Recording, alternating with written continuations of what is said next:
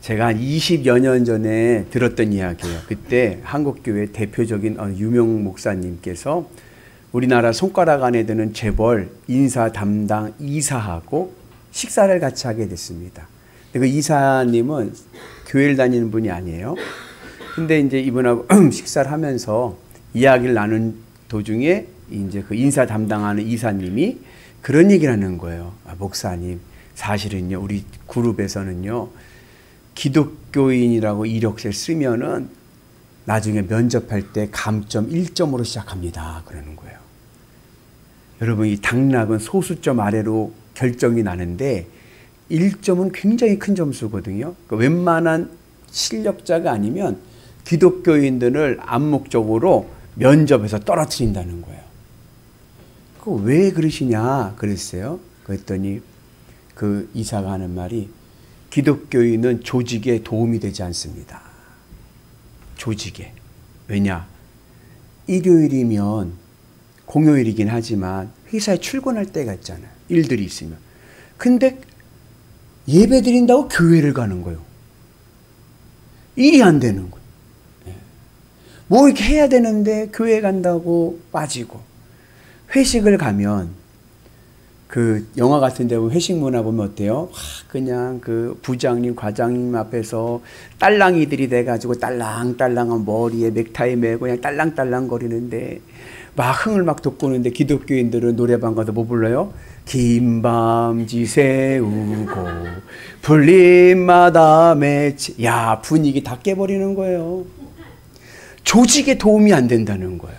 그래서 자기네 그룹에서는 종교란에 기독교라고 쓰면 감점 1점, 실력 없으면 붙잡는다. 그런다는 거예요. 물론 지금은 이제 그런 거 없죠. 지금은 종교란 쓰지도 않고 하지만 예전 20년 전의 이야기예요. 근데 만약에 여러분들이 그 정보를 알았어요. 아, A라는 그룹은 기독교라고 쓰면 면접에서 마이너스 1점이구나. 이걸 알았어요. 정보를 안 거잖아요.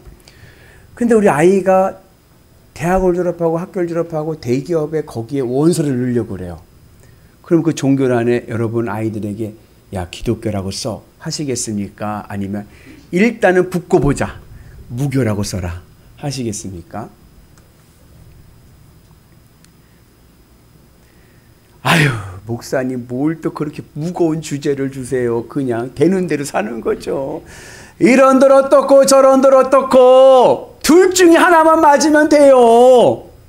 하나님이 맞든지 저 점집이 맞든지 절간이 맞든지 상관없어요. 나는 그냥 하나만 맞으면 돼요. 그렇습니까? 그 우리 믿음의 조상 아브라함 시대 때는 다원주의예요. 다원주의. 그러니까 지금도 다원주의죠. 근데 다원주의도 약간 구분이 되는데 아브라함 시대 때는 다실론 시대입니다. 이 다실론이라는 것은 뭐냐면 각 지역마다 각 민족마다 믿는 신들이 있어요. 그리고 그 신들은 다 똑같아요.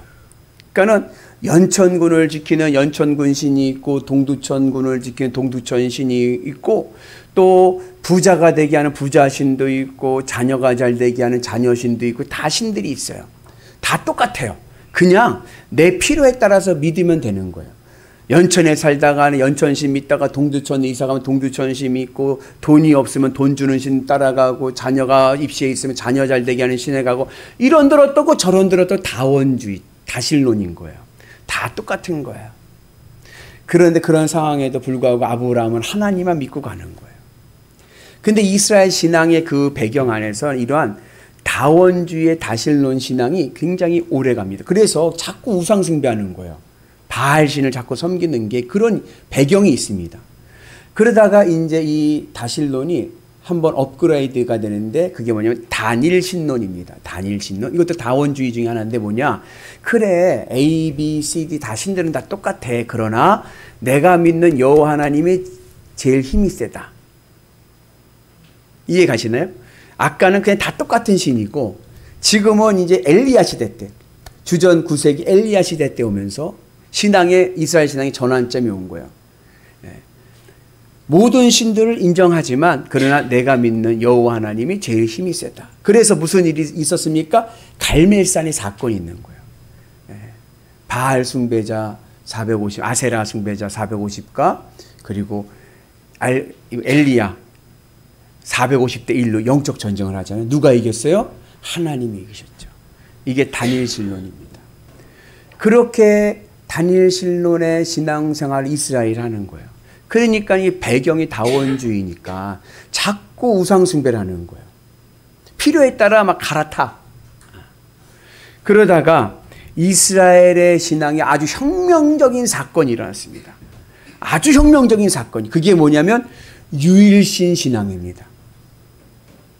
오직 신은 여호와 하나님 한 분밖에 안 계시다. 유일신앙. 우리가 가지고 있는 신앙 아닙니까? 이 유일신 신앙의 시조가 누구냐? 이사야입니다. 우리 같이 말씀 봅니다. 나는 여호와라. 나 외에 다른 이가 없나니 나밖에 신이 없느니라. 너는 나를 알지 못하였을지라도 나는 내 뜻을 동일 것이요.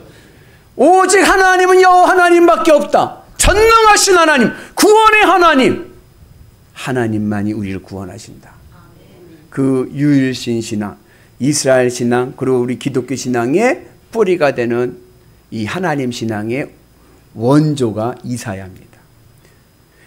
특별히 구체적으로 보면 이사야서 제2막 중장에서 40장에서 55장에서 이사야가 하나님의 전능하심과 유일하심을 선포하고 있습니다. 배경이 있어요. 배경은 바벨론 포로기입니다.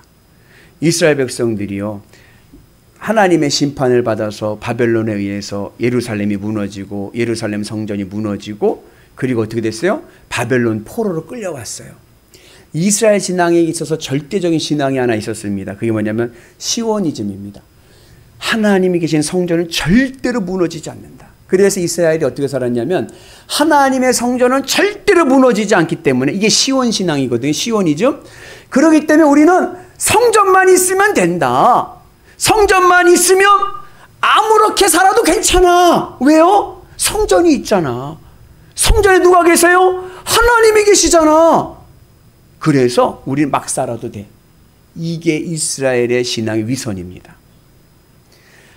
성전은 하나님이 계신 곳인데 이 성전이 뭐가 됐어요? 부적이 돼버린 거예요. 부적.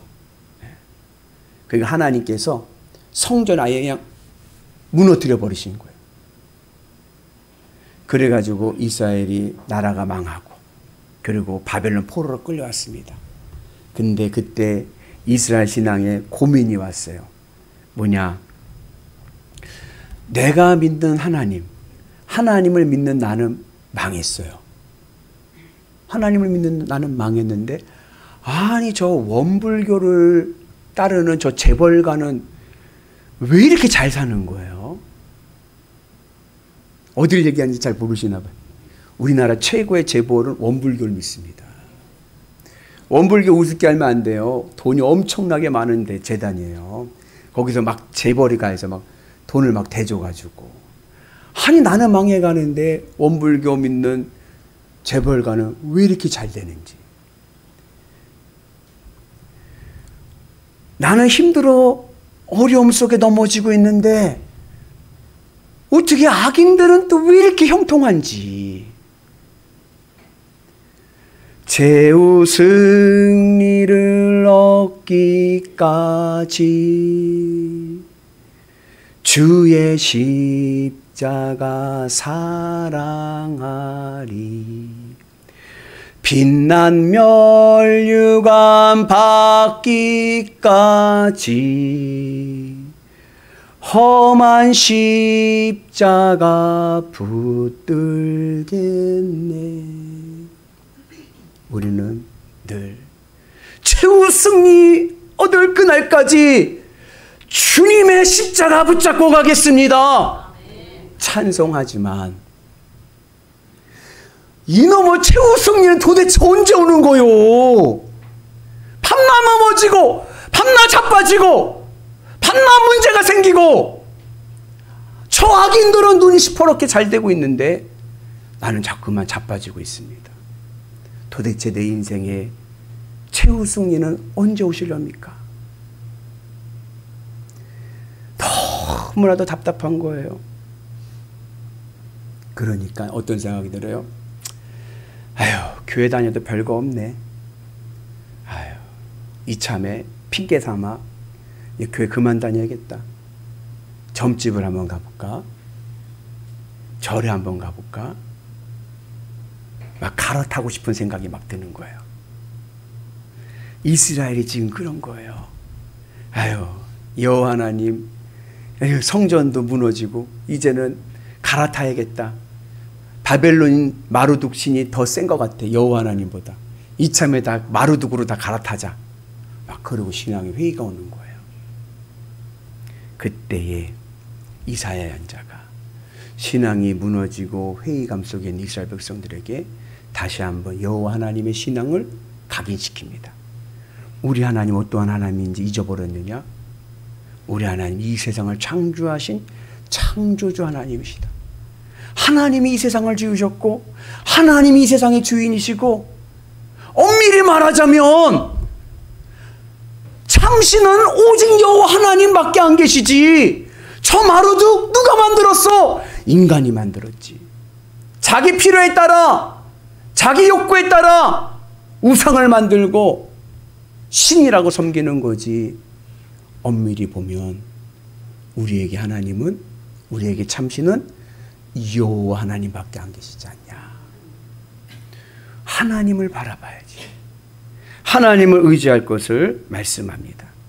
그래서 두려워하지 말고 놀라지도 말고 주님만 의지해라. 나라가 망한 것은 하나님이 무능해서가 아니라 우리가 성전을 어떻게 대했느냐. 성전을 부족같이 대하니까 하나님께서 바벨론을 회초리 삼아서 쓰러뜨리시고 우리를 심판하신 것 아니냐. 이제 우리가 해야 될 것은 믿음으로 다시 서는 것이다. 그러면 하나님께서 우리에게 다시 구원의 은혜를 주실 줄로 믿습니다. 우리 하나님은요, 유일하신 전능하신 하나님이십니다. 하나님은요, 선과 악을 다 주관하세요. 우리는 이분법적인 생각을 해요. 근데 성경에서 말하는 하나님은요, 선과 악을 함께 주관하십니다. 그러니까 나에게 고난이 오는 것도 하나님이 허락하셨으니까 오는 거예요. 여러분, 욥의 고난을 아시죠? 욥이 엄청난 고난을 당합니다. 근데 그 욥이 고난을 당할 때 처음에 시작이 뭐예요? 하나님이 사탄에게 허락하신 거예요. 생명만 뺏지 마라. 그리고 네 마음대로 해봐라.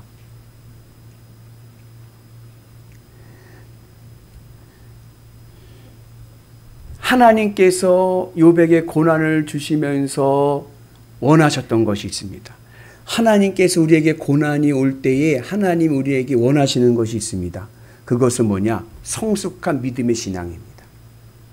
어떤 분들은 그래요. 욥이 고난받아서 그래도 목사님 2배의 복을 받지 않았나요? 그러더라고요. 아유, 저는요 그 2배의 복 안 받고 말지 못하러 그 고난의 길을 갑니까? 만약에 하나님께서요, 야, 너 내가 복을 2배 줄 테니까 이 고난의 길을 가라 그러면요, 저는요 사표 낼 겁니다. 안 가요. 저는 복 안 받고요 평안히 살래요. 그럴 것 같아요. 하나님 나에게 고난을 주시는 것은 복 때문에 그런 게 아니에요. 내 믿음이 온전히 서고 성숙한 믿음의 길을 가서 하늘의 은혜 안에서 하나님 사람 되게 하시기 위해서입니다. 그것을 욥의 고난을 통해서 우리에게 말씀해 주고 있습니다.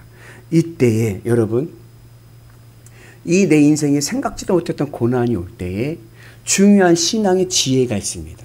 그것은 뭐냐면 절대로 왜라는 질문을 던져서는 안 됩니다. 왜? 하나님 왜 나에게? 왜 내게 이런 고난이?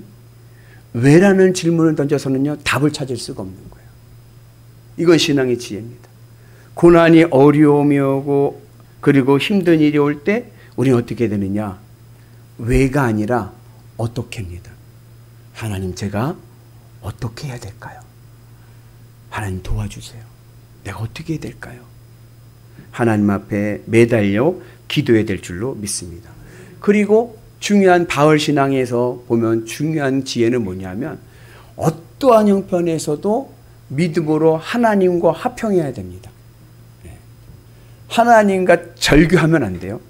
내게 좀 서운한 일이 있고 내게 좀 원하지 않는 일이 생겼어도 하나님하고 절교하면 안 돼요. 하나님하고는 화평해야 됩니다. 그래야 하늘의 구원을 보게 될 줄로 믿습니다. 아시지만 한 말씀만 하옵소서. 박완서 시인의 에세이입니다. 이분이 58이 되었을 때 남편이 돌아가셨어요.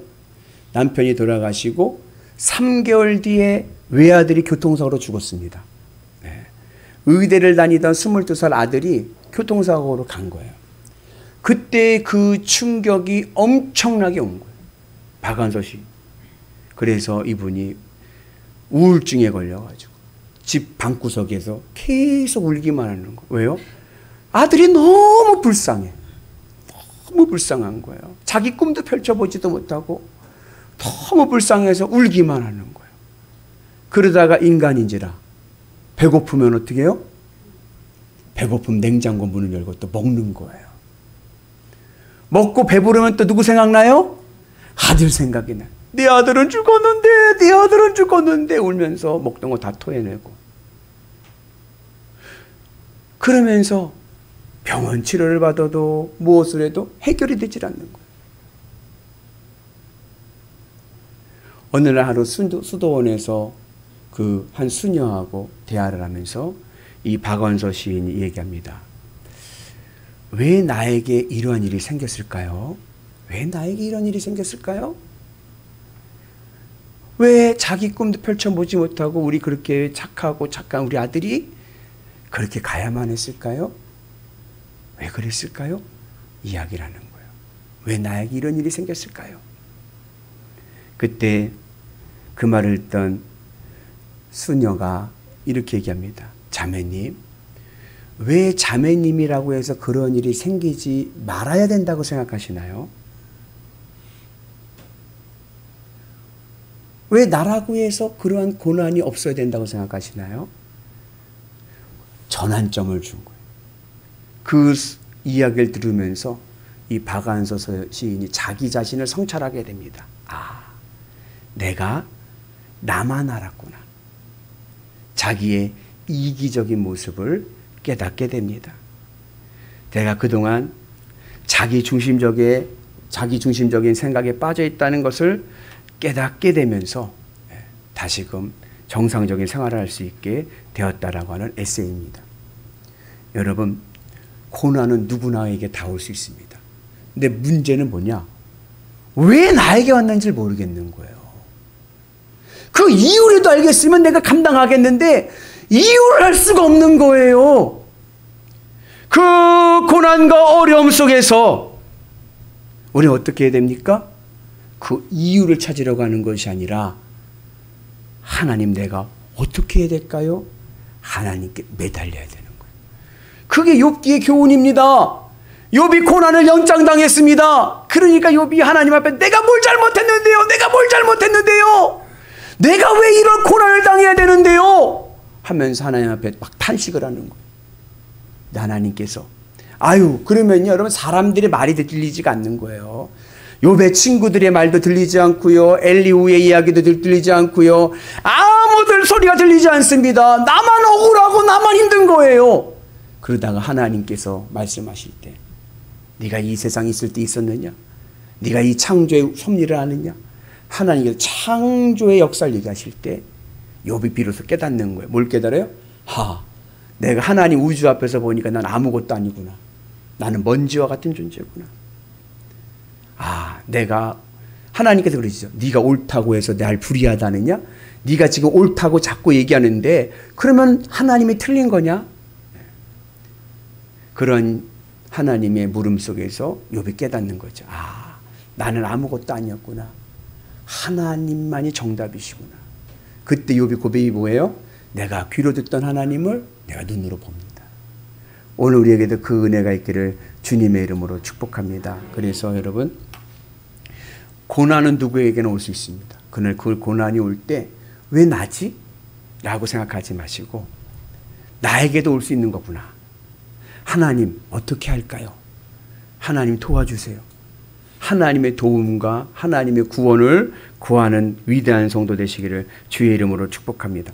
이스라엘 백성들에게 이사야가 얘기하는 겁니다. 하나님 의지해라. 두려워하지도 말고 놀라지도 말고 하나님을 의지해라.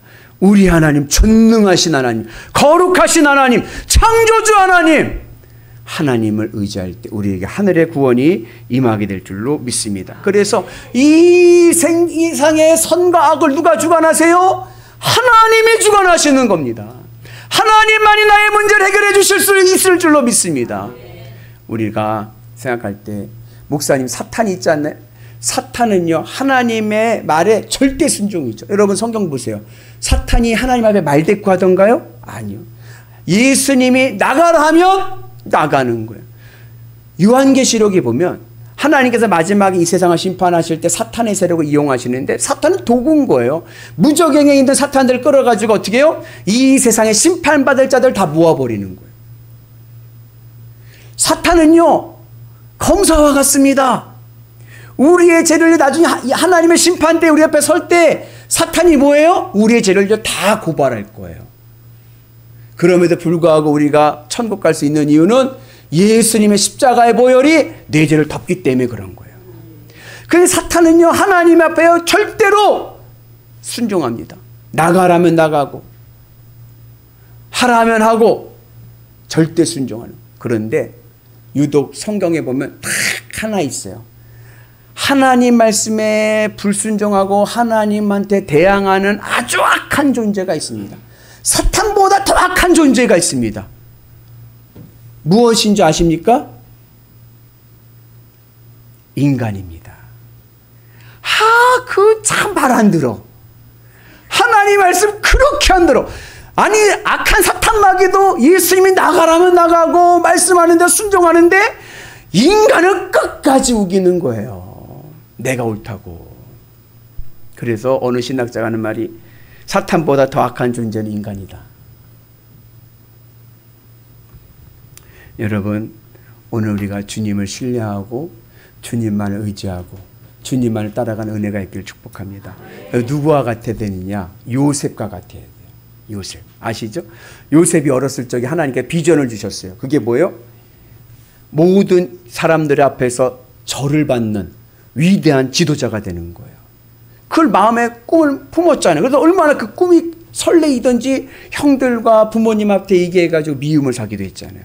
요셉은요, 하나님 날 크게 쓰시겠구나, 날 지도자로 세우시겠구나, 그 비전이 있었어요. 근데 어떻게 됐어요? 17살에 형들이 요셉을 팔아버렸어요. 애굽의 노예로 팔아버린 거예요. 이야, 이거는요, 아무 아는 사람도 없는 곳에요, 그냥 노비가 돼버린 거예요. 얼마나 절망이고 얼마나 고난입니까? 그런데 거기서요, 저 같았으면 그랬을 것 같아요. 에휴, 하나님 믿어도 소용도 없네. 뭐 비전을 주시더니 뭐 이게 뭐야, 내 인생 끝났네 했을 것 같은데 요셉은 그러지 않았습니다. 여기에도 하나님의 선하신 뜻이 있겠지. 하나님을 신뢰하고 믿음의 길을 가는 거예요. 성실하게 노비의 생활을 합니다. 그러니까 어떻게 돼요? 인정을 받는 거예요. 보디발에게, 주인에게. 그래서 그 집을 다스리는 총무가 됐어요. 집사가 돼서 집안을 관할을 합니다. 20대 초반에. 요셉이 얼마나 잘생겼어요. 그러니까는 이번에 어떻게 됐어요? 이번에는 보디발의 아내가 유혹을 하는데 그 유혹을 끊어버렸어. 그랬더니 어떻게 됐습니까? 그랬더니요, 누명을 쓰고요, 왕의 감옥에 갇혔어요. 왕의 감옥은요, 언제 나오느냐? 왕이 불러야 나옵니다. 그러니 왕이 요셉을 알 리가 없죠. 노비인데, 저기 신하집의 노비인데. 그러니 종신형인 거예요. 평생 감옥에 갇혀 있어야 돼. 그래도 요셉은 어떻게 돼요? 거기서도요, 낙심하지 않고요, 여기에도 하나님의 뜻이 있겠지. 그 고난 가운데서도요, 죄수의 삶을요, 성실히 사는 거예요. 그리고 실각해서 오는 신하들을 오히려 어떻게 위로해주고 격려해줍니다. 그랬더니 어떻게 됐습니까? 결국 하나님께서 들어쓰십니다. 애굽의 총리가 되어서 그 지역에, 그리고 가나안 땅에 있는 모든 사람들을 가뭄에서 구원하는 도구가 된 줄로 믿습니다. 믿음의 길을 가면 하나님의 놀라운 은혜와 복을 누리게 될 줄로 믿습니다. 그래서 우리 하나님 힘 좀 쓰십니다. 믿음의 길을 가십시오. 어렵고 힘든 일이 옵니다. 나에게 생각하지도 못했던 고난이 올 때도 있고 넘어질 때도 있습니다. 그럴 때 어떻게 합니까? 그럴 때 하나님 앞에 매달려야 돼요. 왜가 아닙니다. 하나님 어떻게 할까요? 하나님 도와주세요. 하나님 앞에 간절히 매달리고 나갈 때 고난의 자리가 축복의 자리가 될 줄로 믿습니다. 그래서 하나님이 원하시는 신앙이 뭐냐? 임마누엘입니다. 임마누엘이 뭐예요? 늘 나와 함께 하시는 하나님. 성전을 통해서 이 예배가 하나님과 함께한 예배가 되셔서 하나님과 함께 하나님의 은혜로 동행하는 우리의 신앙 되시기를 주님의 이름으로 축복합니다. 그래서 어느 곳에 있든지 힘들고 어려울 때는 주님의 제단에 나와서 기도하시고 부르짖어 기도하시고 여러분 염려 걱정을 쌓아두려고 하지 마시고 주님 앞에 맡기십시오. 아멘이십니까? 나와서 기도하고 맡기고 그리고 나는 믿음의 길을 가는 거예요. 찬송하면서 가는 거예요. 그러면 하나님께서 우리의 삶을 구원하실 줄로 믿습니다. 주님만 있으면 나는 삽니다. 아멘. 옆분한테 격려하겠습니다. 걱정하지 마세요. 놀라지도 마세요. 주님만 있으면 삽니다. 주님이 나를 구원하십니다. 아멘이십니까? 여러분 절대로 낙심하지 마시고 믿음 안에서 주님으로 기뻐하면서 주님으로 위로받으면서 그래도 나에게 주님이 계시지 하나님의 놀라운 기적을 내가 기대합니다. 그리고 주님 앞에 나와서 기도할 때 하늘의 놀라운 은혜가 임하게 될 줄로 믿습니다. 두려워하지도 마시고 놀라지도 마시고 주님만 의지합시다. 하늘의 은혜가 하늘의 구원이 우리의 삶을 소망과 구원과 기쁨과 감사로 열매 맺게 하실 줄로 믿습니다.